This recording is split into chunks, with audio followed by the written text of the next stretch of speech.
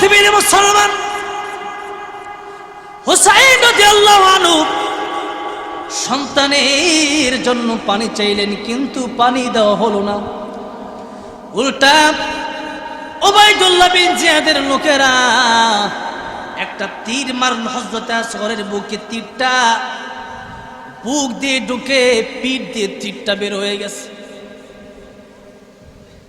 ফিনকি দিয়ে রক্ত বের হয়।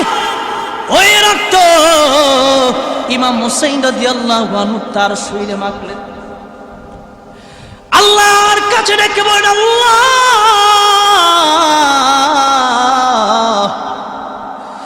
এটা তোমার কেমন লীলা খেলা? আমার হযরত আসগরের তো কোনো দোষ ছিল না, আমার হযরত আসগরকে তারা মেরে ফেললো। আল্লাহ গো, আমার হযরত আসগরের জন্য একটু পানি চাইলাম, পানি দিল না। ঠিক আছে, আর পানির দরকার নাই, যেহেতু আমার হযরত আসগর পানি পায় না। হযরত আসগরকে বিবির কাছে নিয়ে ডেকে বললেন, বিবি রে, নাও তোমার সন্তানকে, যে নাও, জীবনের জন্য পানি পান করে দিয়েছে, আর কোনদিন তোমার কাছে সন্তান পানি চাইবে না। পানি পানি করে আর কোনদিন তোমার কাছে চিল্লাবে না, আর কোনদিন চোখের পানি ছেড়ে মা মা বলে ডাকবে না। রে বিবি রে, এই যে নাও তোমার আসগরকে, নাও, বিদায় দাও। 40 জন যেই জায়গায় শহীদ হয়েছে, আমি হুসাইন একা আছি, তবু আমি কাফেরদের সাথে আপোষ করতে পারি না। কোন সুবহানাল্লাহ। সত্যের পক্ষে গান গাই বলে আমি বিদ্রোহী, সত্যের পথে ডাকি বলে আমি বিপ্লবী, কোরআনের কথা বলি তাই বলে আমাকে হে মৌলবাদী, জিহাদের কথা বলি তাই বলে আমাকে জঙ্গিবাদী। ঠিক না বেটি? বিদ্রোহী বিপ্লবী মৌলবাদী কেন জঙ্গিবাদী? বিদ্রোহী বিপ্লবী মৌলবাদী কেন জঙ্গিবাদী? ঠিক না বেঠিক? জন্মের পর কানে আজান কি দেয়নি, তুমি মৌলবাদী ছাড়া হওনি। জন্মের পরে কানে আজান কি দেয়নি, তুমি মৌলবাদী ছাড়া হওনি। আবার মরণের পরে জানাজা পড়াবে, মরণের পরে জানাজা পড়াবে, তখন কোথায় পালিয়ে যাবি? ঠিক না বেঠিক? বিদ্রোহী বিপ্লবী মৌলবাদী কেন জঙ্গিবাদী? বিদ্রোহী বিপ্লবী মৌলবাদী কেন জঙ্গিবাদী? কি মনে করে ওই হনুমান, দাড়ি টুপি দেখলেই তালেবান? আবার পর্দার কথা যদি বলি, পর্দার কথা যদি বলি, তখন হয় আমি ফতুয়াবাজি। ঠিক না বেঠিক? বিদ্রোহী বিপ্লবী মৌলবাদী কেন জঙ্গিবাদী? বিদ্রোহী বিপ্লবী মৌলবাদী আমি জঙ্গিবাদী। ঠিক না বেঠিক? আমার ভাইরা, আমার বন্ধুগণ, এজন্য আসুন, আল্লাহ রাব্বুল আমিন যে আইন দিয়েছেন, ওই আইন আমি যদি বলি, এর কারণে যদি আমার বিরুদ্ধে কোনো কথা বলা হয়, আমাকে ফতোয়াবাজি বলা হতে পারে, আমাকে জঙ্গিবাদী বলা হতে পারে, আমাকে মৌলবাদী বলা হতে পারে। আমি আপনাদেরকে জিজ্ঞাসা করতে চাই, দুনিয়া বড় না আল্লাহ বড়? দুনিয়ার সব কিছুর চাইতে আমরা বেশি ভালোবাসি আল্লাহকে। ঠিক না বেঠিক? والذين آمنوا أشد حبا لله।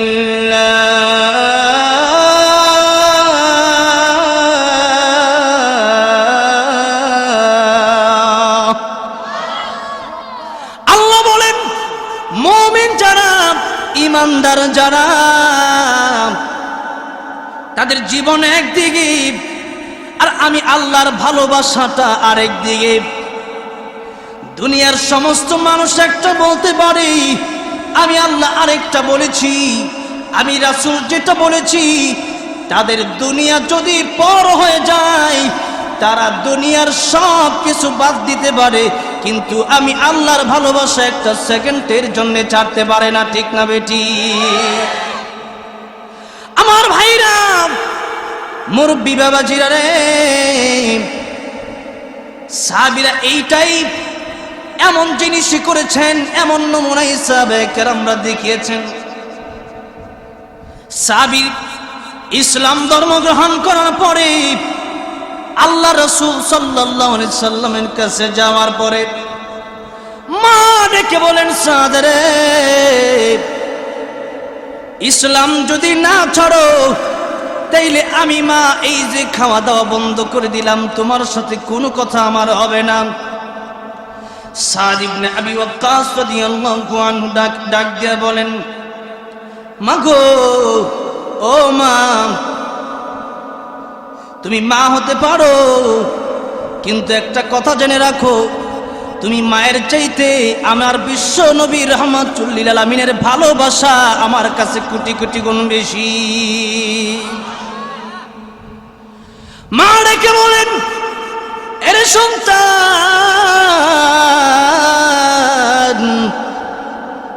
তাইলে তোমার ইসলামে কি এটা শিক্ষা দিয়েছে যে আমি মায়ের মনে কষ্ট দিয়ে রাসূলকে মানতে হবে? সাদ রাদিয়াল্লাহু আনহু ডেকে বলেন, মাগো, হ্যাঁ, ইসলামে এটাই শিক্ষা দিয়েছেন আমার ঈমান আগে আমার বাপ মা পরে, আমার ঈমান আগে আমার দুনিয়া পড়ে। আমার ঈমানের কাছে লা তাআতা লিমাখলুকিন ফি মাসিয়াতিল খালিক। ও মা, আমার নবী বলেছেন মায়ের কথা মানবা, বাপের কথা মানবা, উস্তাদের কথা মানবা, গার্ডিয়ানের কথা মানবা, মুরব্বীদের কথা মানবা, নেতার কথা মানবা। কোন সময় মানবা? যখন নাকি তোমার মা তোমারে আল্লাহ আল্লাহ রাসূলের কথা বলবে, যখন তোমার বাবা তোমার নামাজের জন্য বলবে তোমরা মানবা, তোমার নেতা যখন আমার নবীর আদর্শের কথা বলবে তুমি তোমার নেতাকে মানবা। আমার আদর্শের বিরুদ্ধে কোনো কথা বললে তোমার নেতাকে কোনোভাবে মানা যাবে না। তোমার মা যদি আমি নবীর বিরুদ্ধে কোনো কথা বলে ওই কথা তোমার মানা যাবে না। ঠিক আছে, তোমার মায়ের দিকে যদি তুমি একবার নেক নজর দিয়ে তাকাও, আল্লাহ রাব্বুল আমিন কবুল হজের সওয়াব দিয়ে দিবে। সারে প্রশ্ন করলো, ইয়া রাসূলুল্লাহ, ইয়া হাবিবাল্লাহ, আল্লাহর নবী গো, ওই মায়ের দিকে যদি একবার তাকাই আল্লাহ রাব্বুল আমিন একবার কবুল হজের সওয়াব দিবে, তাহলে ওই মায়ের দিকে যদি বারবার তাকাই, শতবার যদি তাকাই, আল্লাহ রাব্বুল আমিন কি শতবার কবুল হজের সওয়াব দিবে নাকি? আল্লাহর নবী বিশ্ব নবী রাহমাতুল লিল আলামিন ডেকে বলেন, সাহাবীরে, শতবার কেন, হাজারবার কেন, যতবার মায়ের দিকে তাকাইবা ততবার আমার আল্লাহ রাব্বুল আমিন কবুল হজের সওয়াব তোমার আমলনামায় দিয়ে দিবে। মায়ের দিকে তাকাইলে তো সব, ওই বাবা মার খেদমত করলে তাহলে কত নেকি, কত ভালো কাজ। আল্লাহ পাক একবার নয় কয়েকবার পিতামাতার খেদমতের কথা বলেছেন। ওয়া'বুদুল্লাহ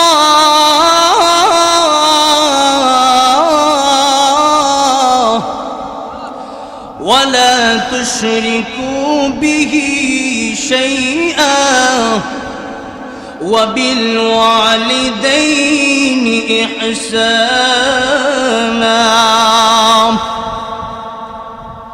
আল্লাহ রাব্বুল আমিন বলেন, ও বান্দা বান্দিরা রে, আমি আল্লাহর ইবাদত করবা। কার ইবাদত করতে হবে? ইবাদত করতে হবে আল্লাহ পাক রব্বুল আলামিনের। আল্লাহ পাক বলেন, আমি আল্লাহর ইবাদতের সাথে কাউকে শরীক করা যাবে না। আল্লাহর ইবাদতের সাথে কাউকে শরীক করা যাবে না। যেখানে আল্লাহ বলেছেন এই কপালটা আমাকে সেজদা দিবা, এই কপাল দিয়া, সেই কপালটা আজকে ব্রাহ্মণবাড়িয়াতেও কম নয়, হবিগঞ্জ সিলেটেও কম নয়, কুমিল্লা চাঁদপুর ওই দিকেও কম নয়, চিটাগাঙেও কম নয়। এই এলাকাগুলোতে সবচাইতে বেশি মাজারে গিয়া সেজদা দেওয়া হচ্ছে, আছে না নাই? পীরের পায়ে সেজদা দেওয়া সম্পূর্ণ হারাম, সম্পূর্ণ কি? একটু চিন্তা করেন, যত পশু আল্লাহ রাব্বুল আলামিন বানাইলেন, মানুষকে আল্লাহ রাব্বুল আলামিন এমন হাত দান করলেন যে হাত দ্বারা মানুষ খাইতে পারে। তারা খাওয়ার জন্য তাদের মাথাকে ঝোঁকাতে হয় না, মাথাকে নামাতে হয় না। কিন্তু আল্লাহ রাব্বুল আলামিন পশু পাখি যে বানাইলেন, পাখি যখন খায়, বিড়াল যখন খায়, এরপরে কুকুর যখন খায়, হাতি যখন খায়, গরু ছাগল যখন খায়, তারা হাত দিয়া খায় নাকি মুখ দিয়া সরাসরি খায়? মুখ দিয়া সরাসরি খায়।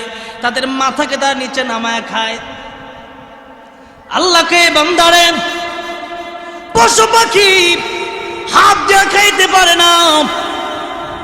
মনে চাইলেই তোমাদের মতো হাত আমি আল্লাহ রাব্বুল আলামিন পশু পাখিরে দেই নাই।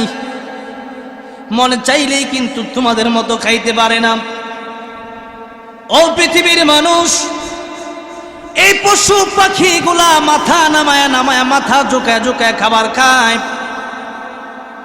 আর তোমাদেরকে আমি আল্লাহ রাব্বুল আলামিন এত সুন্দর হাত দিয়েছি, সুন্দর করে হাত দিয়ে উঠায় উঠা কাজকর্ম করে তোমরা খেতে পারো। মাথা নামানোর কোনো প্রয়োজন হয় না। আর ওই যে হারিকেন ছিল, সাইকেল ছিল, এগুলাই ভালো ছিল, ঠিক না বে ঠিক? ওই মন চায় মাঝে মধ্যে ওই জীবনে আমার আগের জামানায় ফিরে যাওয়ার লাগে, কিন্তু আর তো যাওয়া যাবে না, ঠিক না বে ঠিক? এখন তো তেল ছাড়া গাড়ি চলে না। তেল ছাড়া একবারে তেল দিয়া কাঁচামরিচ খাওয়া লাগে, হাঁকে না করে কারেন্ট। এরপরে তেলের দাম দিছে বাড়ায়া। যারা সাইকেল বাদ দিয়ে মোটর সাইকেল লইছেন, এখন তারা মোটর সাইকেল চালানোর সুযোগ ঠিক মতো নাই, কারণ তেলের দাম যেটা খালি বাড়তেই থাকে। এখন এইভাবে তো আর দুনিয়া চলবে না। আসলে এখন আমরা আমাদের নিজেদের দাম কমায় ফেলাইতেছি। এটা আল্লামা জুবাইর আহমদ আনসারী রাহমাতুল্লাহ আলাইহি বলতেন যে আমরা আমাদের নিজেদের দাম কমায় ফেলাইতেছি, আর সমস্ত দুনিয়ার জিনিসের দাম বাড়তেছে। আজকে বাংলাদেশে নয়, সমস্ত পৃথিবীর জিনিসের দাম বাড়তেছে। প্রত্যেকটা জিনিসের দাম বাড়তেছে। তেলের দাম বাড়ে, পেঁয়াজের দাম 20 টাকা, হঠাৎ করে পেঁয়াজের দাম হয়ে যায় 200 টাকা, ঠিক না বে ঠিক? তো এইরকম একটা অবস্থা এই দেশের মধ্যে। এর কারণ হলো একটাই, এর মূল কারণ হলো যে আমরা আল্লাহর গোলামি বাদ দিয়া মানুষের গোলামি করতেছি, ঠিক না বে ঠিক? আল্লাহ পাক বলেন না, মানুষের গোলামি করা যাবে না, মানুষের ইবাদত করা যাবে না, মানুষের কাছে গিয়া মাথা নত করা যাবে না। এই মাথা দিয়ে একজনকে সেজদা করতে হবে, কোনো পীরকে এই মাথা দিয়ে সেজদা দেওয়া যাবে না। মাথার অনেক দাম। আল্লাহ পাক বলেন এই মাথা দিয়ে কেবলমাত্র আমি আল্লাহকে সেজদা দিবা, কেবলমাত্র আমি আল্লাহর ইবাদত করবা। আর আল্লাহর ইবাদতের পরে আল্লাহ পাক রব্বুল আলামিন বলেন তোমরা তোমাদের পিতা মাতার খেদমত করবা। কার খেদমত? পিতা মাতার খেদমত এখন আছে না নাই? এখন তো একেবারেই কম। বাপ একটা কথা বললে মনে হয় যে পুলার কাছে 10 বার বইলা ওইটা করাতে হয়, অথচ দরকার ছিল পুলা বাপের কাছে গিয়ে আব্বা আব্বাকে 10 বার ডাক দেওয়া। আজকে সেই ডাক নাই, আজকে সেই মায়ের মা সেই ডাক নাই। আজকে দেখা গেছে বর্তমানে বাংলাদেশে এমনও ঘটনা ঘটতেছে যে পরকীয়ার কারণে আজকে মা সন্তানকে হত্যা পর্যন্ত করতেছে, বাবা সন্তানকে হত্যা করতেছে, সন্তান মাকে হত্যা করতে দ্বিধাবোধ করছে না। এগুলো সব হচ্ছে কিয়ামতের আলামত। এগুলো কি? কিয়ামতের আলামত। আল্লাহ পাক আমাদের দেশকে এই সমস্ত কিয়ামতের আলামত যেগুলো হচ্ছে এগুলো থেকে আল্লাহ পাক আমাদের দেশকে হেফাজত করেন, পড়েন আমিন। আমার ভাইরা, আমার বন্ধুরা, মুরব্বী বাবাজিরা, বলতেছিলাম যে আমাদের হৃদয়ে, আমাদের অন্তরে সবচেয়ে বেশি ভালোবাসা কার জন্য থাকতে হবে? আল্লাহর জন্য থাকতে হবে। আল্লাহ পাক বলেন ওয়াল্লাযীনা আমানু আশাদ্দু হুব্বাল লিল্লাহ।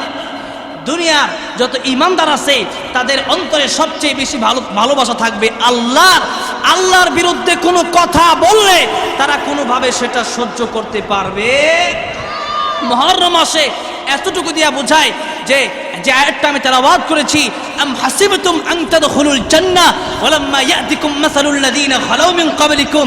আল্লাহ পাক বলছেন, হে পৃথিবীর মানুষেরা, তোমরা কি মনে করেছো তোমরা জান্নাতে চলে যাবে আর তোমাদের পূর্বে যারা কষ্ট করেছে সেই কষ্ট তোমরা করবে না? আল্লাহ পাক অন্য আয়াতে বলছেন, আম হাসিবতুম আন তাদখুলুল জান্নাতা ওয়ালাম্মা ইয়া'লামিল্লাহুল লাযীনা জাহাদু মিনকুম ওয়া ইয়া'লামাস সাবিরিন। তোমরা কি মনে করেছো যে তোমরা জান্নাতে চলে যাবে অথচ তোমরা জিহাদ করবে না? এটাকে আমি আল্লাহ দেখবো না যে তোমরা জিহাদ করবে না, ধৈর্য ধারণ করবে না?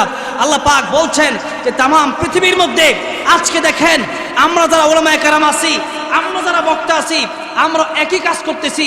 আল্লাহ পাক বলছেন তোমরাও কি মনে করেছো তোমরা এভাবেই জান্নাতে চলে যাবে? অথচ মাসালুল্লাযীনা খালাউ মিন ক্বাবলিকুম মাসাতহুমুল বাসাউ ওয়াদ-দাররাউ, যারা পূর্বে কষ্ট করেছে, যাদের উপর বিপদ এসেছে, বালা মুসিবত এসেছে, কিন্তু তারা বিপদ আপদ বালা মুসিবতের ভিতরে পড়েও তারা আল্লাহকে ভুলে যান নাই। ঠিক না ঠিক? কিন্তু আমরা এখন দেখা গেছে যে একজন আলেম জেলে গেছে, 2 জন 3 জন 100 জন আলেম জেলে গেছে, কিন্তু আমাদের ইমানের অবস্থাটা কি হয়েছে? আমরা এখানে বসে বসে আমরা তাদের পক্ষে কথা বলতে পারি না, আমরা এখানে বসে বসে তাদের মুক্তির জন্য কথা বলতে পারি না। আমরা এই যে এই চেয়ারের ভিতরে বসে বসে শুধুমাত্র কিছু আলেমের চিন্তা হলো যে কিভাবে হালুয়া রুটি খাওয়া যায়, এখানে বসে বসে কিছু উলামায়ে কেরামের চিন্তা এমন ঢুকে গেছে না জানি আমার কবে জেনে যেতে হয়। কিন্তু আয়াতের ব্যাখ্যায় মুফাসসিরিনে কেরামগণ এটাও লিখেছেন যে দেখেন এই যে মুহররমের মাস হিসাবে কিছু কথা আমি বলার জন্য প্রস্তুতি নিয়ে এসেছি। যে আমি ওই যে দেখলাম 10 মুহররম, আমি চট্টগ্রাম সেদিন দেখলাম হাই হুসাইন বলে বলে কয়েকজন মারামারি লাগছে। শিয়াদের দল যেটাকে আমরা বলি, তারা মারামারি লাগছে। আর মারামারি কারে বলে? এই মারামারি সাধারণ মারামারি না তো, বড় বড় রান্দাও দিয়ে চাকু দিয়ে নিজের পিঠে নিজে কোবাইতেছে, রক্তাক্ত করতেছে। এগুলো ইসলামে হালাল না হারাম? হারাম। শুধু হারাম না, জাহান্নামে যাওয়ার জন্য এতটুকু যথেষ্ট। তারা যে হুসাইন রাদিয়াল্লাহু আনহুর জন্য তারা এই যে পিঠ কোবাইতেছে, মাথা কোবাইতেছে, তারা দাও দিয়া কোবাইতেছে, এই লোকগুলা হাসান রাদিয়াল্লাহু আনহুর জন্য কি তাদের মায়া লাগে না? যদি কই মায়া লাগে, যদি এদের মায়া লাগতোই তাহলে হাসান রাদিয়াল্লাহু আনহু তো বিষ খাইছে, তারা বিষ খেয়ে মরে যাক। ঠিক না ঠিক? ও ওই জায়গার ভিতরে তো মরণ নাই, জাতে মাতাল তালে এই হলো তাদের অবস্থা। কিন্তু দেখেন ইমাম হুসাইন রাদিয়াল্লাহু আনহু উনি যখন শহীদ হলেন তখন কিন্তু স্পষ্টভাবে ওনার বোন যায়েনব রাদিয়াল্লাহু আনহাকে নিষেধ করে গিয়েছিলেন, বোন আমি যখন মারা যাব, আমার মৃত্যুর পরে কাপড় ছিঁড়বা না, চুল ছিঁড়বা না, হই হুল্লোর করবা না, জোরে জোরে চিল্লায় কাঁদবা না, আমার রাসূল সাল্লাল্লাহু আলাইহি ওয়াসাল্লাম আমার নানা নিষেধ করে গেছে। সেই জায়গার ভিতরে তারা এই কাজগুলো প্রমাণ করে। তারা এটাই বোঝাতে চায় যে আমরা এগুলো তৈরি করেছি তো ইহুদি খ্রিস্টানেরা তৈরি করেছে, কেউ মুসলমান তৈরি করতে পারে না। এখন প্রত্যেকটা জায়গায় যেই জায়গার ভিতরে এখন তো অনেকেই বলে যে হুজুরা মারামারি না, হুজুরা মারামারি না, হুজুরা মারামারি না, বরঞ্চ ইসলামের নাম দিয়া ইসলামের বিরুদ্ধে কিছু চক্র কাজ করছে। ঠিক না ঠিক? আমরা তাদের বিরুদ্ধে কথা বলতেই হবে, কারণ ইসলামের নাম দিয়ে ইসলামের বিরুদ্ধে কথা বলা যতটা সহজ, এটা ইসলামের বাহিরে যারা আছে এরা যখন বলে তখন আমাদের অন্তরে এতটা কষ্ট লাগে না ইসলামের নাম দিয়া ইসলামের ব্যানার টানায় যখন আমাদের বিরুদ্ধে কথা বলে। ঠিক না ঠিক? এই জন্য একটা কাফেরের কারণে এতটা ক্ষতি হয় না, আব্দুল্লাহ ইবনে সাবার মতো মুনাফিকদের কারণে যতটা না ক্ষতি হয়, এই আব্দুল্লাহ ইবনে সাবার মতো মুনাফিকদের কারণেই কিন্তু সেই কারবালার ময়দান পর্যন্ত সেই মারামারি চলে এসেছিল। ইমাম হাসান রাদিয়াল্লাহু আনহু উনি যখন খলিফা হলেন, আল্লাহ রাসূল সাল্লাল্লাহু আলাইহি সাল্লামের পরে আমিরুল মুমিনিন হলেন আবু বকর সিদ্দিক রাদিয়াল্লাহু আনহু, এরপরে খলিফা হলেন আমিরুল মুমিনিন খলিফাতুল মুসলিমিন ওমর ফারুক রাদিয়াল্লাহু আনহু, এরপরে খলিফা হলেন আমিরুল মুমিনিন হযরত ওসমান গনি রাদিয়াল্লাহু আনহু, এরপরে খলিফা হলেন হযরত আলী কাররামাল্লাহু ওয়াজহু, এরপরে ওনার সন্তান যখন হাসান রাদিয়াল্লাহু আনহু খলিফা হলেন, এরপরে মারামারি লাগাই দিল মুনাফিকরা। কেউ বলে আমরা আমির মুয়াবিয়া রাদিয়াল্লাহু আনহুকে খলিফা মানব, আবার কেউ বলছেন যে আমরা খলিফা মানব হাসান রাদিয়াল্লাহু আনহুকে। এখন এই অবস্থায় হাসান রাদিয়াল্লাহু আনহু নিজেই চাইলেন যে মারামারি না থাকুক এই জায়গার ভিতরে। আমির মুয়াবিয়া রাদিয়াল্লাহু আনহু উনি যখন মুরব্বী মানুষ, ওনাকে খেলাফত দিয়ে দেয়। ওনাকে খেলাফত যখন দিবেন তার আগে একটা শর্ত দিলেন, শর্তটা হইল যে আপনি মুরব্বী মানুষ, আপনি যদি মারা যান তাহলে পরবর্তী খলিফা আবার হাসান রাদিয়াল্লাহু আনহুকে বানাতে হবে। কিন্তু দেখেন আমির মুয়াবিয়া রাদিয়াল্লাহু আনহু ওনার সন্তান ইয়াজিদ ছিল বড় দুষ্ট, নাজায়েজ কাজগুলোকে জায়েজ করে দিল, জায়েজ কাজগুলোকে নাজায়েজ বানায় ফেললো। ইয়াজিদ চিন্তা করলো হাসান রাদিয়াল্লাহু আনহু যদি বেঁচে থাকে তাহলে হাসান রাদিয়াল্লাহু আনহুকে আগে মারতে হবে, তাহলেই আমি খেলাফত নেওয়ার সুন্দর একটা ব্যবস্থা হবে, ক্ষমতা নেওয়ার একটা সুন্দর ব্যবস্থা হবে। হাসান রাদিয়াল্লাহু আনহুকে চক্রান্ত করে বিষ খাওয়ায় শহীদ করে দেওয়া হলো। ঘটনা লম্বা, আমি ওইটা বোঝাতে চাচ্ছি না, আমি এটা বোঝাতে চাচ্ছি যে ইমানের জন্য ইমাম হুসাইন রাদিয়াল্লাহু আনহু কত কষ্ট করেছেন আর আমরা কি করছি। আল্লাহ পাক বলছেন, আম হাসিবতুম আন তাদখুলুল জান্নাহ, তোমরা কি মনে করেছো যে তোমরা এমনি জান্নাতে চলে যাবে? আল্লাহ পাক বলছেন, না, এত সহজ না। তোমাদের পূর্ববর্তী মানুষেরা যেইভাবে কষ্ট করেছে, জিহাদ করেছে, সংগ্রাম করেছে ইমানের জন্য, সেইভাবে তোমাদের সংগ্রাম করতে হবে, ইমানের জন্য জিহাদ করতে হবে, ধৈর্য ধারণ করতে হবে, তবেই তো তোমরা ইমান আমল নিয়ে কবরে আসতে পারলে তোমরা জান্নাত পাবা। এবার আসুন, এবার যখন হাসান রাদিয়াল্লাহু আনহুকে শহীদ করা হলো, এবার ইমাম হুসাইন রাদিয়াল্লাহু আনহুকে চক্রান্ত করার জন্য, শহীদ করার জন্য চেষ্টা করলো, কিন্তু ইমাম হুসাইন রাদিয়াল্লাহু আনহুকে কোনোভাবে চক্রান্ত করে ইমাম হুসাইন রাদিয়াল্লাহু আনহুকে শহীদ করতে পারলো না। হাসান রাদিয়াল্লাহু আনহুকে শহীদ করে দেওয়ার পরে এবার আমিরে মুয়াবিয়া রাদিয়াল্লাহু আনহু মারা গেল, ইমাম হাসান রাদিয়াল্লাহু আনহু মারা গেল। এই গদি দখল করলো ইয়াজিদ। ইয়াজিদ যখন এই ক্ষমতা দখল করলো, এবার ইয়াজিদ দূত পাঠাইলো ইমাম হুসাইন রাদিয়াল্লাহু আনহুর কাছে। ইমাম হুসাইন রাদিয়াল্লাহু আনহুর কাছে অসংখ্য অগণিত চিঠি আসলো। ইমাম হুসাইনকে বলা হলো, তুমি আমার হাতে বায়াত গ্রহণ করো। ইমাম হুসাইন রাদিয়াল্লাহু আনহু কি বলে দেখেন। ইমাম হুসাইন রাদিয়াল্লাহু আনহু বলছেন, আমার নানা যে ইসলাম রেখে গিয়েছেন, আমার নানা যেই দিন দুনিয়ার ভিতরে বাস্তবায়ন করেছেন, সেই দিন একজন মদ পানকারীর হাতে আমি ছেড়ে দিতে পারি না, একজন মদ পানকারীর হাতে আমি বায়াত গ্রহণ করতে পারি না। ইমাম হুসাইন রাদিয়াল্লাহু আনহু উনি যখন বায়াত গ্রহণ করেন না, কুফা থেকে শত শত চিঠি ইমাম হুসাইন রাদিয়াল্লাহু আনহুর কাছে পাঠানো হলো। ইমাম হুসাইন রাদিয়াল্লাহু আনহু উনি এতগুলা চিঠি পেয়ে উনি চিন্তা করলেন, সাহাবায়ে কেরামদের কাছ থেকে পরামর্শ নেই। সাহাবায়ে কেরামরা বলল, হুসাইন রে, তুমি নবীর কলিজার টুকরা না। এমন একটা জায়গা ছিল না যে জায়গায় আমার নবী হুসাইন রাদিয়াল্লাহু আনহুকে চুম্বন করেন নাই। সেই হুসাইন রাদিয়াল্লাহু আনহুকে তারা পরামর্শ দিচ্ছেন, হুসাইন রে, তুমি যেও না কুফা, তুমি যেও না। কুফায় যদি তুমি যাও তাহলে তোমার বাবাকে তারা যেইভাবে শহীদ করেছে, তোমাকেও তারা সেইভাবে শহীদ করতে কোনো দ্বিধাবোধ করবে না। ইমাম হুসাইন রাদিয়াল্লাহু আনহু চিন্তা করলেন, তাহলে একটা কাজ করি, আমার আগেই যাওয়ার কোনো প্রয়োজন নাই, আমি আগে আমার চাচাতো ভাই মুসলিম ইবনে আকিলকে পাঠিয়ে দেই। মুসলিম ইবনে আকিলকে পাঠানো হলো। মুসলিম ইবনে আকিল উনি যখন কুফায় গেলেন, কুফায় যাওয়ার পরে তিনি দেখলেন না সবাই তো ইমাম হুসাইন রাদিয়াল্লাহু আনহুর পক্ষে আছেন। মুসলিম ইবনে আকিল চিঠি পাঠিয়ে দিল, ইমাম হুসাইন রাদিয়াল্লাহু আনহুর কাছে চিঠি পাঠিয়ে দিল, ইমাম হুসাইন নবীজির কলিজার টুকরা নাতি, আপনি চলে আসেন কুফায়, এখানে সবাই আপনার ভক্ত, আপনার কাছে তারা বায়াত গ্রহণ করতে চায়। আপনি যদি চলে আসেন, সবাই সুন্দর করে আপনার কাছ থেকে বায়াত গ্রহণ করতে পারবে।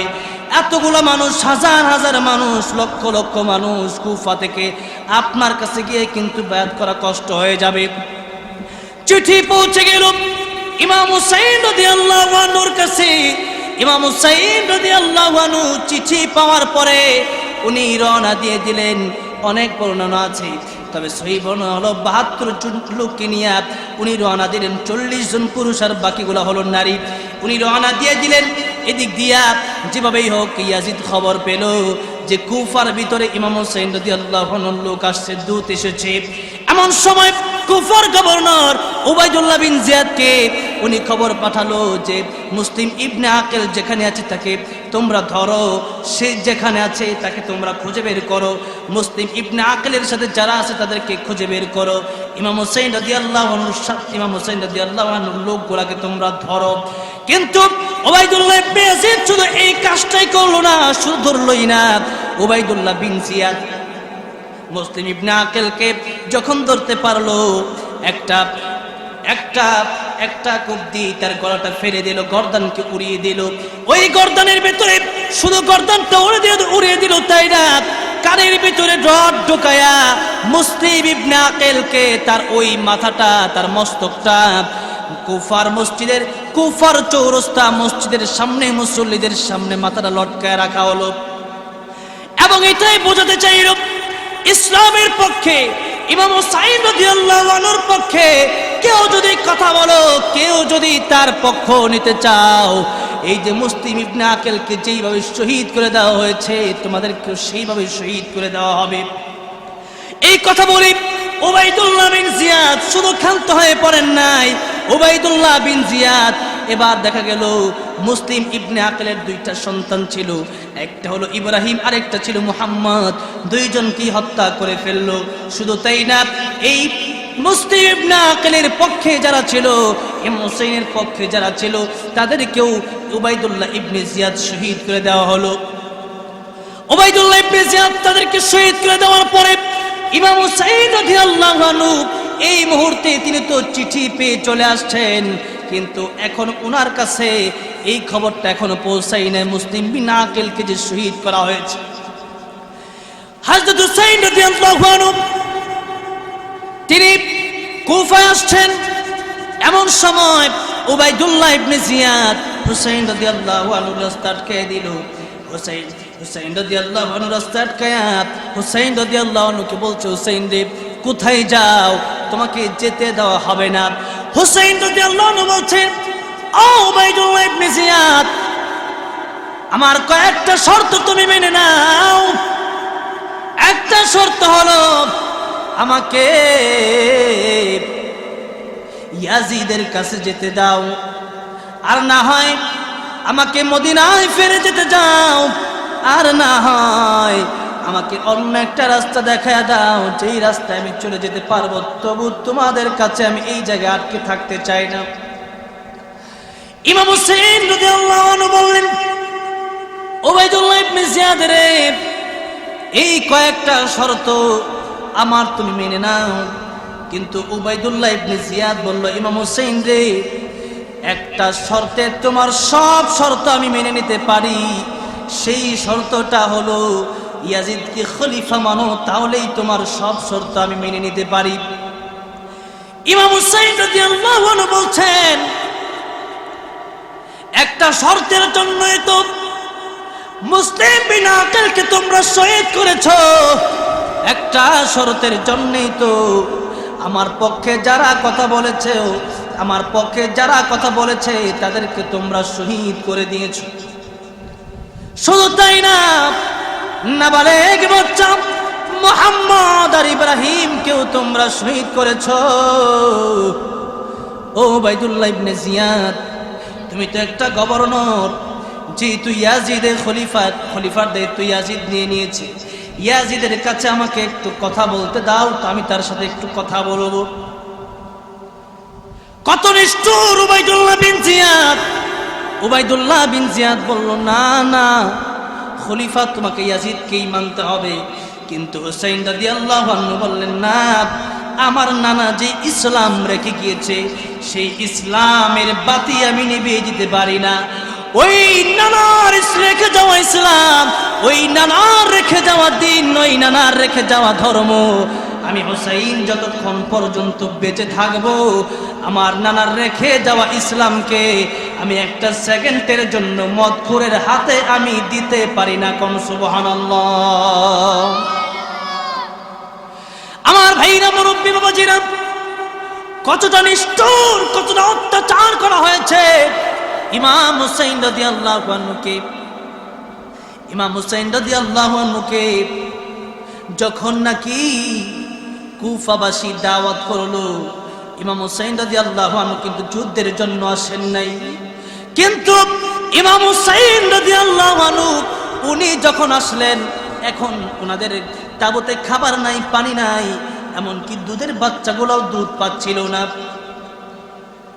10 মুহররমের আগে একটা মাস হয়ে গেছে, কুফায় হযরত হুসাইন রাদিয়াল্লাহু আনহু ওনার সাথীদেরকে নিয়ে আসলেন। বললেন, উবাইদুল্লাহ ইবনে জিয়াদ রে, একটু পানি কি তোমরা আমার দিতে পারবা? একটু পানি ফুরাত নদী থেকে আমি নিতে চাই। উবাইদুল্লাহ ইবনে জিয়াদ বলল, হুসাইন রে, কে তুমি? তোমারে আমরা চিনি না। নাউজুবিল্লাহ, জোরে কোন। কত বড় নিষ্ঠুর হলে কথা বলতে পারে যে হুসাইন রাদিয়াল্লাহু আনহুকে নবী এত আদর করতেন, নবীজির কলিজার টুকরা। আমার নবী বলেন, যারা আমার বংশধর হাসান হুসাইনকে ভালোবাসবে তারা যেন আমি নবীকেই ভালোবাসলো, আর যারা আমার হাসান হুসাইনের সাথে দুশমনি করবে, আমার বংশের সাথে যারা দুশমনি করবে তারা যেন আমি নবীর সাথে দুশমনি করলো। আমার ভাইরা, মুরব্বী বাবাজিরা, সেই জায়গার ভিতরে তারাও তো মুসলমান দাবি করছে, আর এই দিক দিয়ে ইমাম হুসাইন রাদিয়াল্লাহু আনহু তো মুসলমান, কিন্তু তাদের তাবুতেও কিন্তু আজান হয়েছিল। ইমাম হুসাইন রাদিয়াল্লাহু আনহুর তাবুতেও আজান হয়েছিল। আপনাদেরকে জিজ্ঞাসা করতে চাই, এই যে দুই দলের তাবুতেই আজান হয়েছিল, দুই দলের তাবুতেই নামাজ হয়েছিল, ইমান কাদেরটা ঠিক ছিল? ইয়াজিদের ইমান নাকি উবাইদুল্লাহ বিন জিয়াদের ওই লোকদের ইমান, নাকি ইমাম হুসাইন রাদিয়াল্লাহু আনহুর ইমানটা ঠিক ছিল? নিশ্চয় আপনারা বলবেন ইমাম হুসাইন রাদিয়াল্লাহু আনহুর ইমান ঠিক ছিল। ইমাম হুসাইন রাদিয়াল্লাহু আনহু বাতিলের কাছে মাথা নত করে নাই। ইমাম হুসাইন রাদিয়াল্লাহু আনহু বললেন যে আমরা ঠিক আছে, আমরা তোমাদের সাথে যুদ্ধই করতে চাই, কিন্তু একটা কথা বলি, ফুরাত নদীর তীর থেকে একটু পানি কি তোমরা আমাদেরকে দিতে পারবা? ওই লোকেরা ডাক দেয়া বলল, হুসাইন রে, শর্ত একটাই। উবাইদুল্লাহ বিন জিয়াদ কথা বলল, ও হুসাইন, ইয়াজিদের হাতে যদি বায়াত গ্রহণ করো তাহলেই তোমাদেরকে আমরা পানি দিতে পারি। হুসাইন রাদিয়াল্লাহু আনহু বললেন, এত দূর থেকে কুফা আমি চলে আসলাম, আমার ভাইদেরকে শহীদ করে দেওয়া হলো, মুসলিম ইবনে আকিলকে শহীদ করা হলো, আমি এই জায়গায় এসেছি নানার ধর্ম, নানার দিনকে প্রতিষ্ঠা করার জন্যে, আমি বাতিলের কাছে মাথা নত করার জন্য আসি নাই।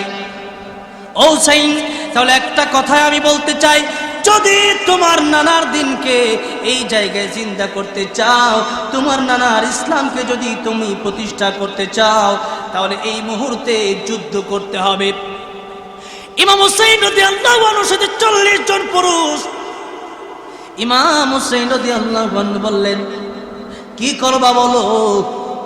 পানি তো দেওয়া হবে না ইয়াজিদকে না মানলে। ইমাম হুসাইন রাদিয়াল্লাহু আনহুর লোকেরা এমন সময় সাহাবীরা ডাক দিয়ে বলল, ইমাম হুসাইন, পানি যেহেতু পাই নাই, পানি না খেতে খেতে একটা সময় আসবে যে সময় মারা যেতে পারি, এভাবে মরে যাওয়ার চাইতে আমরা যুদ্ধ করে শহীদ হয়ে মরে যেতে চাই। কারণ সুবহানাল্লাহ,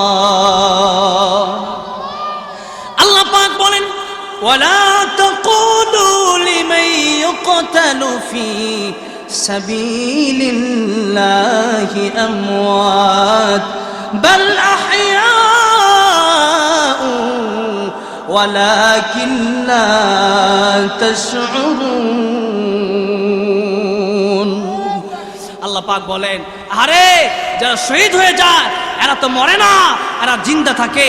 আল্লাহ পাক বলেন, বাল আহইয়াউন ইনদা রাব্বিহিম ইরযাকুন, তাদেরকে তাদের কবরে আমি আল্লাহ খাবার পৌঁছায় দেই। সুবহানাল্লাহ। রাসূল সাল্লাল্লাহু আলাইহি সাল্লাম বলেছেন, যারা শহীদ হয়ে যায় তাদের কবরে যাওয়ার পরে তাদের কাছে মুনকার নাকির আসে না। আল্লাহু আকবার। কবরে যাওয়ার সাথে সাথে তাদেরকে আল্লাহ পাক জান্নাতের বিছানা বিছায় দেয়। কিয়ামতের ময়দানে আল্লাহ পাক তাদের কাছে কোনো হিসাব নিবে না, বিনা হিসাবে তাদেরকে জান্নাতে দিয়ে দিবেন। সুবহানাল্লাহ। ইমাম হুসাইন রাদিয়াল্লাহু আনহু বললেন, ঠিক আছে, আজকে আমরা কারবালার প্রান্তরে, আজকে 10 মুহররম আমরা শহীদ হয়ে যেতে চাই, আজকে আমরা শহীদ হয়ে মরে যাব, যুদ্ধ করব, তবু বাতিলের কাছে মাথা নত করব না। আল্লাহু আকবার। আমরা হুসাইন রাদিয়াল্লাহু আনহুকে ভালোবাসি কি বাসি? হুসাইন রাদিয়াল্লাহু আনহুকে ভালোবাসলে রাসূলকে ভালোবাসা হবে। রাসূলকে ভালোবাসলে, মান হাব্বা সুন্নতি ফাকাদ আহাব্বানি ওয়ামান আহাব্বানি কানা মাই ফিল জান্নাহ। রাসূলের সুন্নতকে ভালোবাসো।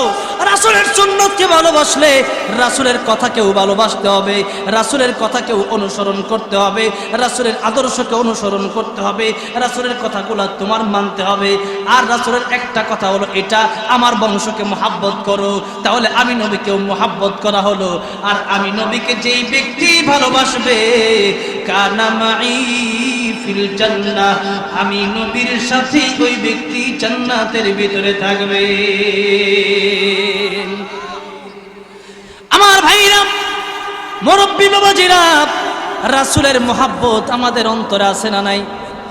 তাহলে হুসাইন রাদিয়াল্লাহু আনহুকে আমরা ভালোবাসি, রাসূল সাল্লাল্লাহু আলাইহি সাল্লামকে আমরা ভালোবাসি, এটা অনেকের মুখের কথা, কিন্তু আজকে সুন্নি দাবি করলেই কি হবে, রাসূলকে ভালোবাসি বললেই কি হবে? আজকে বর্তমানে দেখা যায় একটা চায়ের জন্য, একটা পানের জন্য, এক প্যাকেট বিরিয়ানির জন্য, একটা জিলাপির জন্য আল্লাহ রাসূল সাল্লাল্লাহু আলাইহি সাল্লামের বিরুদ্ধে আমাদের বাংলাদেশে কত নেতা কথা বলে, আমরাও তাদের সাথে ঠিক বলি, এমন লোক আছে না নাই? এ মুসলমান, বাংলাদেশের ভিতরে অসংখ্য অগণিত যুবক আছে, অসংখ্য অগণিত লোক আছে যারা নাকি মাহফিল আসলেও ঠিক বলে। আবার দেখা গেছে নেতা একটা কথা বলছে যে তোমার হুজুরের কথার কোনো দাম নাই, আমি যেটা বলছি সেটাই চলবে, সেখানেও গিয়ে ঠিক বলে, এমন লোক আছে না নাই? ইন্নাল মুনাফিকিনা ফিদ দারকিল আসফালি মিনান নার।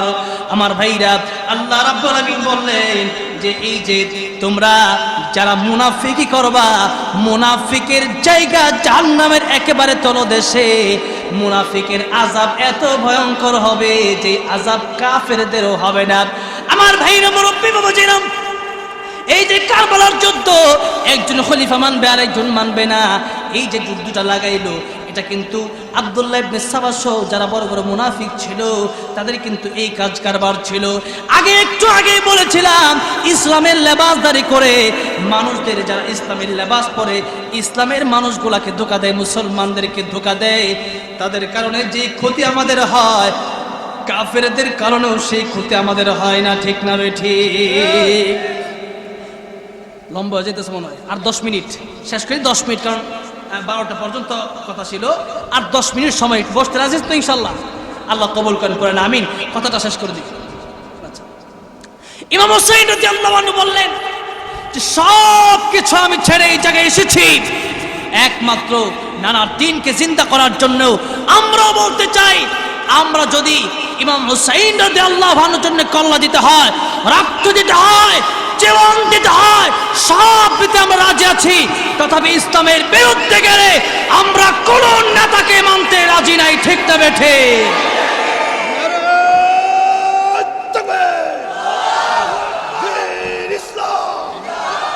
ইসলামের শত্রুরা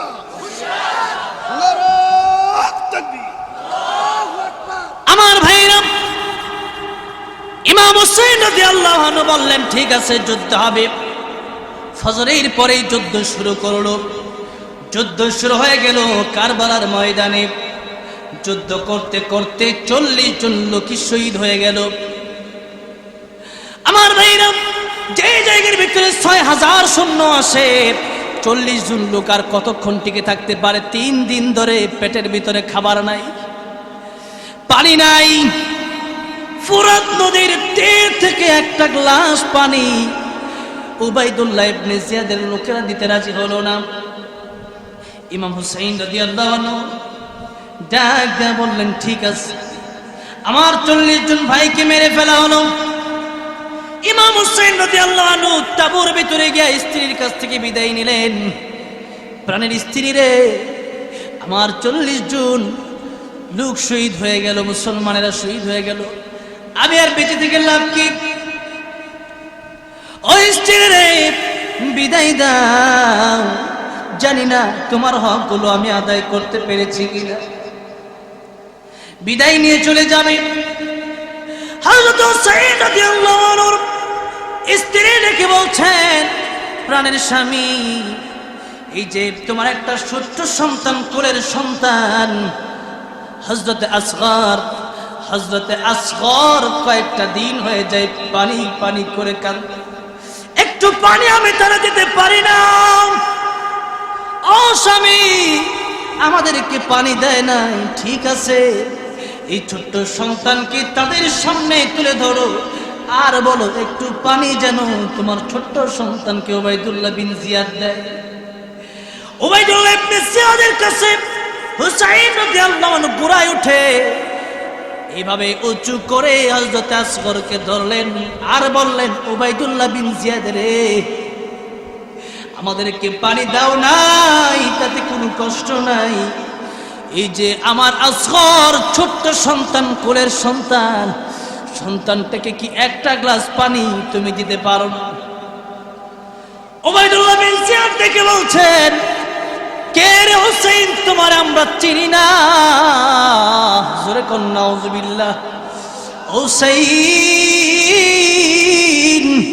তোমার আমরা চিনি না, তুমি কে, তোমার আমরা চিনি না। হুসাইন, তুমি কার নাতি, এটা আমাদের দেখার দরকার নাই। জোরে কোন নাউজুবিল্লাহ।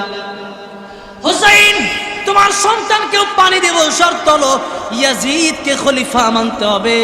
হুসাইন রাদিয়াল্লাহু আনহু দেখেন কি বলে, ও উবাইদুল্লাহ বিন জিয়াদ রে, আমার 40 জন লোক মুসলমান শহীদ হয়ে গেছে, আমার সন্তান কেন, আমার স্ত্রী কেন, আমার তাম পৃথিবী আমি ছেড়ে দিতে পারি, তথাপি আমার নানার রেখে যাওয়া ইসলাম একটা মুহূর্তের জন্য আমি ছেড়ে দিতে পারি না। কম সুবহানাল্লাহ। এটা ছিল ঈমান। আল্লাহ বলছেন, আম হাসিবাতুম আন তাদখুলুল জান্নাহ, তোমরা মনে করেছো তোমরা, পৃথিবীর মুসলমান। হুসাইন রাদিয়াল্লাহু আনহু সন্তানের জন্য পানি চাইলেন, কিন্তু পানি দেওয়া হলো না। উল্টা উবাইদুল্লাহ বিন জিয়াদের লোকেরা একটা তীর মারল হযরত আসগরের বুকে। তীরটা বুক দিয়ে ঢুকে পিঠ দিয়ে তীরটা বের হয়ে গেছে, ফিনকি দিয়ে রক্ত বের হয়।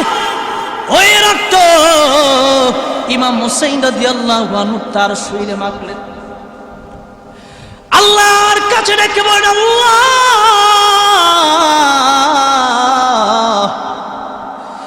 এটা তোমার কেমন লীলা খেলা, আমার হযরত আসগরের তো কোনো দোষ ছিল না, আমার হযরত আসগরকে তারা মেরে ফেললো। আল্লাহ গো, আমার হযরত আসগরের জন্য একটু পানি চাইলাম, পানি দিল না, ঠিক আছে, আর পানির দরকার নাই, যেহেতু আমার হযরত আসগর পানি পায় না। হযরত আসগরকে বিবির কাছে নিয়ে ডেকে বললেন, বিবি রে, নাও তোমার সন্তানকে, যে নাও, জীবনের জন্য পানি পান করে দিয়েছে, আর কোনদিন তোমার কাছে সন্তান পানি চাইবে না, পানি পানি করে আর কোনদিন তোমার কাছে চিল্লাবে না, আর কোনদিন চোখের পানি ছেড়ে মা মা বলে ডাকবে না। রে বিবি রে, এই যে নাও তোমার আসগরকে, নাও, বিদায় দাও।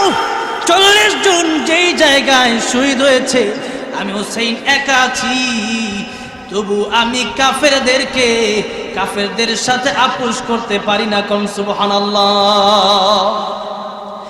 ইমাম হুসাইন রাদিয়াল্লাহু আনহু চলে যাবেন, স্ত্রীর কাছ থেকে বিদায় নিলেন, মহিলাদের কাছ থেকে বিদায় নিলেন, আর বোনকে ডাকতে বললেন, জয়নব রে, ও প্রাণের বোন, আমি চলে যাব, একটু পরে হয়তো আমি শহীদ হয়ে যেতে পারি, আমার লাশটাকে ক্ষত বিক্ষত করে দেওয়া হবে। জয়নব রে, শোনো, আমার ইন্তেকালের পরে তোমরা জয়নুল আবেদিনকে দেখে রাখবা, আর আমার ইন্তেকালের পরে আমার জন্য জোরে জোরে চিল্লায় কাঁদবা না, আমার জন্য লাফাইবা না, কাপড় ছিড়বা না, চুল ছিড়বা না। রে জয়নব, এগুলো আমার নবী বিশ্ব নবী মুহাম্মদুর রাসূলুল্লাহ সাল্লাল্লাহু আলাইহি সাল্লাম নিষেধ করে গিয়েছেন। যেটা নিষেধ করলো ইমাম হুসাইন রাদিয়াল্লাহু আনহু, সেটা এখন করে ইয়াজিদের গোষ্ঠী। হাই হুসাইন হুসাইন করে এমন ভাবে ডাকে, হুচ্চন হাচ্ছেন বলে ডাকে, নাউজুবিল্লাহ বলেন। এই কাজগুলো যারা করে বুঝতে হবে এরা ইমাম হুসাইনের প্রতি ভালোবাসা নাই, বরঞ্চ ইহুদি খ্রিস্টানদের মন গড়া যেই কাজগুলো তারা প্রতিষ্ঠা করে গিয়েছেন ওই কাজগুলোই তারা বাস্তবায়ন করার চেষ্টা চালাচ্ছে। ঠিক না বেটি? ইমাম হুসাইন চলে গেল, শহীদ। ইমাম হুসাইন রাদিয়াল্লাহু আনহু যুদ্ধ করতে লাগলো। যুদ্ধ করতে করতে শত শত ইয়াজিদি বাহিনীকে খতম করে দিল।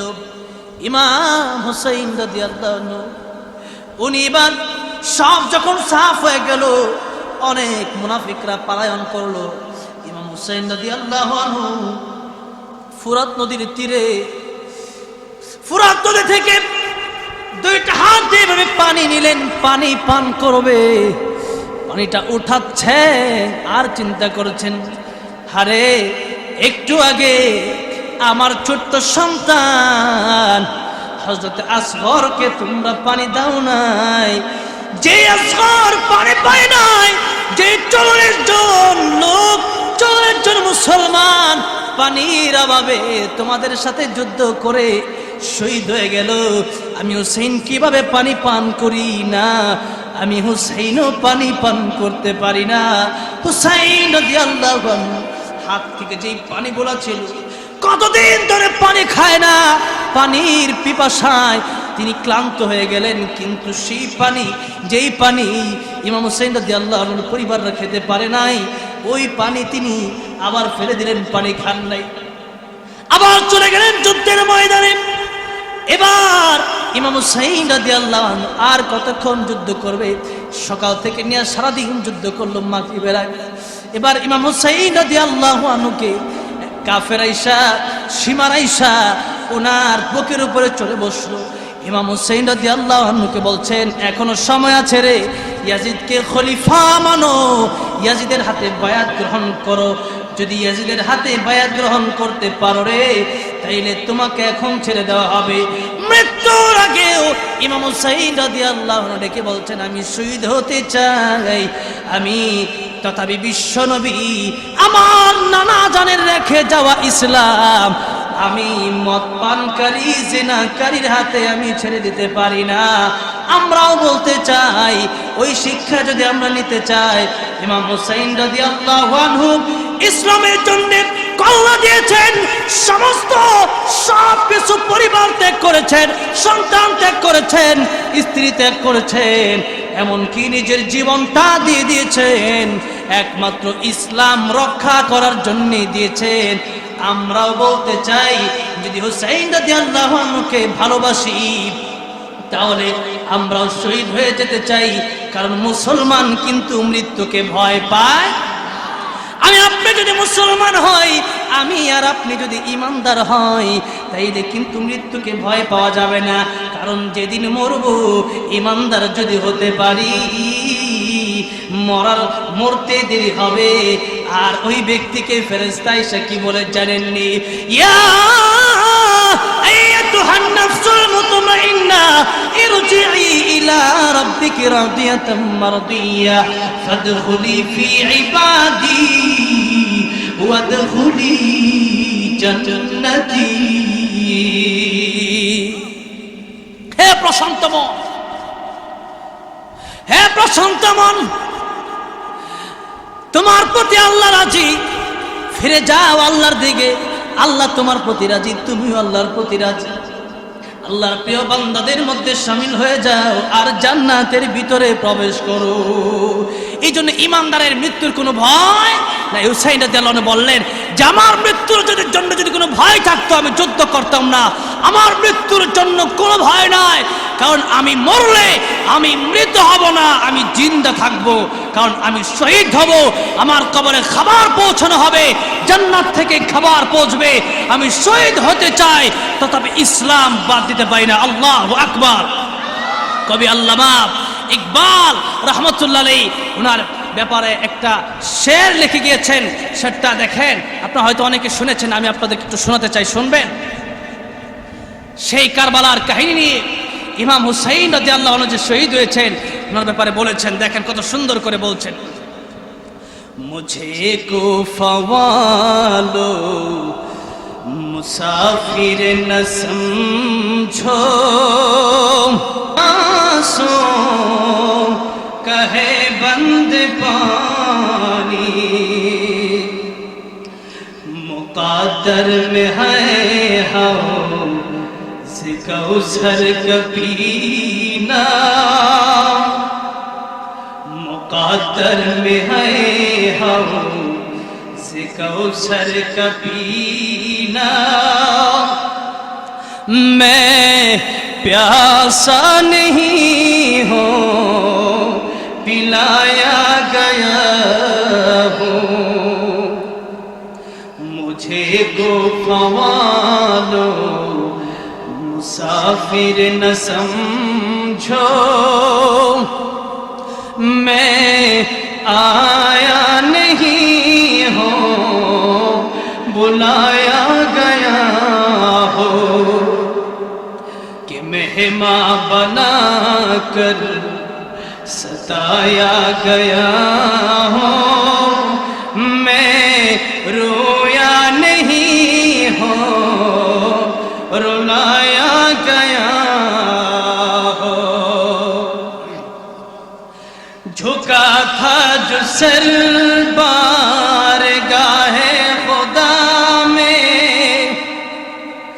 वही सर कलम हो गया करबला में। झुका था जो सर बारगाहे खुदा में, वही सर कलम हो गया करबला में। शहादत की मंजिल को पाया है मैंने, शहादत की मंजिल को पाया है मैंने। मैं मुर्दा नहीं हूँ जिलाया गया हो,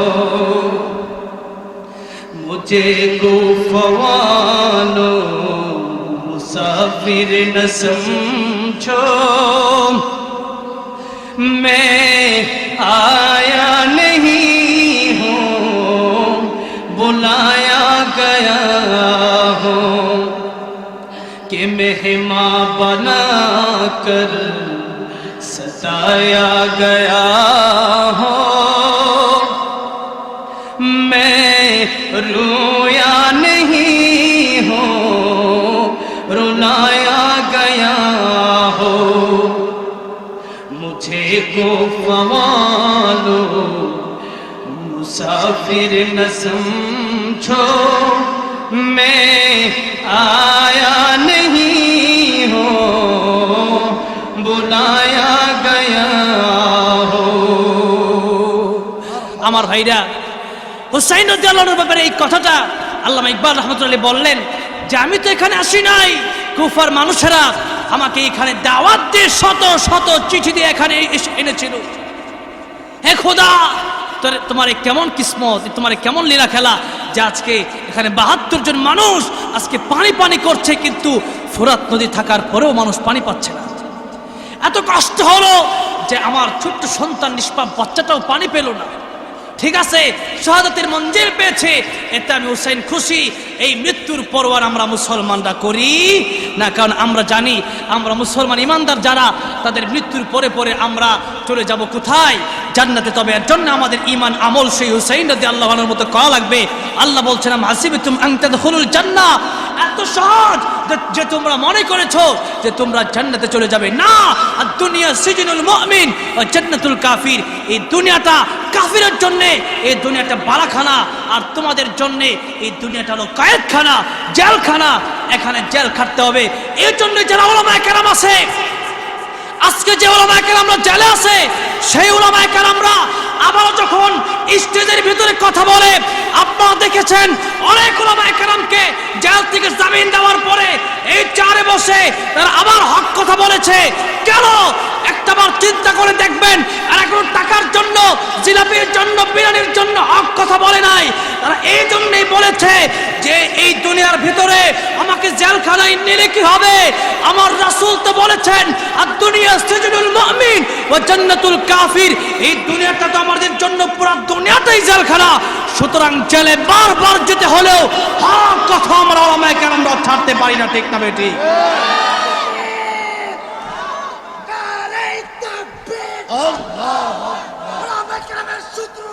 হুঁশিয়ার সাবধান, হুঁশিয়ার সাবধান। আল্লাহ পাক সমস্ত উলামায়ে কেরামকে যারা কষ্টে আছেন, নির্যাতনে আছেন, আল্লাহ পাক সকলকে দ্রুত মুক্তির ব্যবস্থা করেন, পড়েন আমিন।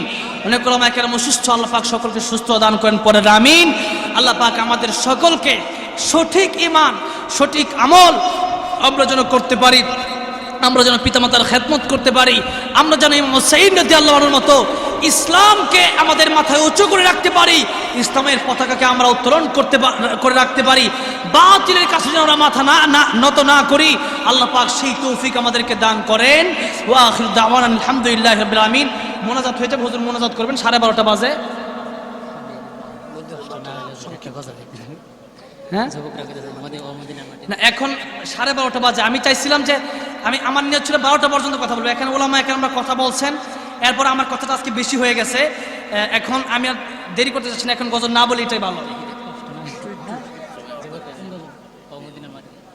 আমি তো এটা প্রায় কত বছর ধরে গাচ্ছি, এখন আপনারা বারবার বলে একটু সমস্যা আছে। আল্লাহ পাক যেন সমস্ত সমস্যার সমাধান করে আল্লাহ পাক যেন খুব দ্রুত উমরা করার তৌফিক দান করেন, পড়েন আমিন।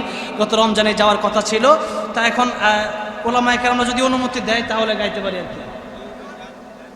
আসলে তো ওই যে হুজুরদেরকে বসায় রাখা এইভাবে বেয়াদবি হয়ে যায় মনে হয়। যাওয়া যাবে ইনশাল্লাহ? আচ্ছা ঠিক আছে, ওলামায়ে কেরাম অনুমতি দিয়েছে, আল্লাহ পাক আমাদের সকলকে কবুল করেন, পড়েন আমিন। ও মদিনার মাটি রে, সকল সুখ বুঝি তোর কপালে। ও মদিনার তোর বুকে আমার নবী, যার লাগে পাগল সবই, যার তরে হইল সৃষ্টি ত্রিভুবন। কাঁদি আমি সারাক্ষণে, কখন যাব সেখানে। কাঁদি আমি সারাক্ষণে, কখন যাব সেখানে। সহে না আর পরাণে। ও মদিনার মাটি রে, সকল সুখ বুঝি তোর কপালে। ও মদিনার পাখি যদি হতাম আমি, উড়ে উড়ে যেতাম আমি, থাকতো না মনে কোনো যাতনা। দেহে নাই পাখায় আমার, সাথে নাই টাকায় আমার। দেহে নাই পাখায় আমার, সাথে নাই টাকায় আমার। কেমনে যাব সেখানে। ও মদিনার মাটি রে, সকল সুখ বুঝি তোর কপালে। ও মদিনার তোর কাছে গেলে আমি কত সুখী হতাম জানি। তোরে আমি বুঝাইব কেমনে,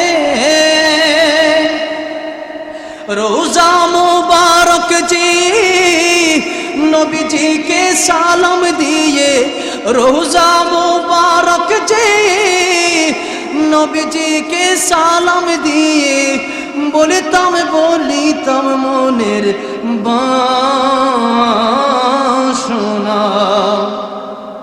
ও মদিনার মাটি রে সকল সুখ বুঝি তোর কপালে ও মদিনার মাটি রে সকল সুখ বুঝি তোর কপালে আল্লাহ পাক সবাইকে মদিনা যাওয়ার তৌফিক দান করেন পড়েন আমিন দোয়া হয়ে যাবে কেউ দোয়া না করে কেউ উঠবেন না এটা হলো আমার আবদার ওলামা হুজুর আছেন হুজুর দোয়া করবে ইনশাআল্লাহ না হুজুর দোয়া করবে আচ্ছা একটু কথা বলবে কমিটির ভাইয়ের যারা আছেন কথা বলার পরে তারপরে ইনশাআল্লাহ দোয়া হয়ে যাবে হুজুরের পরবর্তী ওয়াজ আসিতেছে আমাদের ইউটিউব চ্যানেলে, তাই সাবস্ক্রাইব করে সাথেই থাকুন।